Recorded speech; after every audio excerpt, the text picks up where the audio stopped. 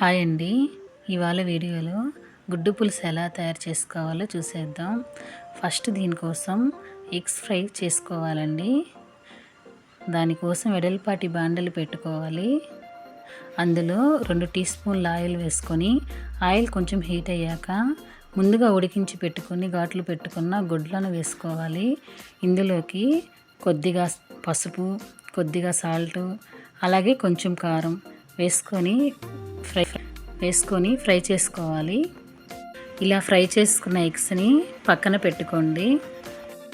ఇందులోనే కొంచెం ఆయిల్ వేసుకొని ఆయిల్ హీట్ అయిన తర్వాత ఇందులో 1 టీ స్పూన్ జీలకర్ర వేసి ఫ్రై అయ్యాక ఉల్లిపాయ ముక్కలను వేసుకోవాలి.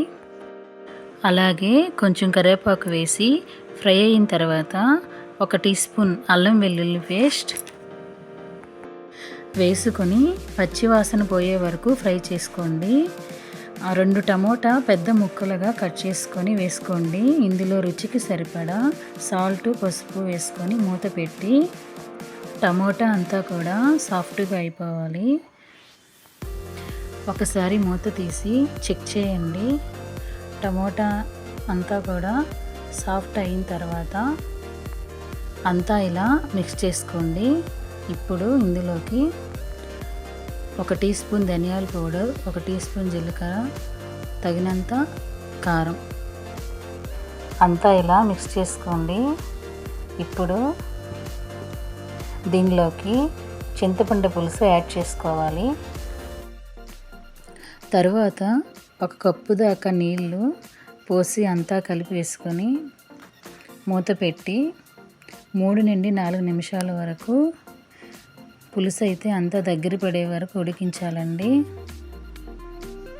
తర్వాత మూత తీసి ముందుగా ఏదైతే మనం ఫ్రై చేసి పెట్టుకున్నామో ఎగ్స్ వేసుకోవాలి.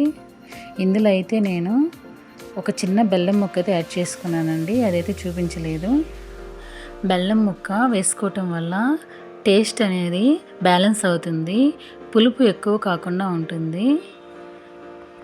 తరువాత ఇందులో కొంచెం కస్తూరి మేతి యాడ్ చేసుకొని మిక్స్ చేసుకొని సర్వ్ చేసుకోండి.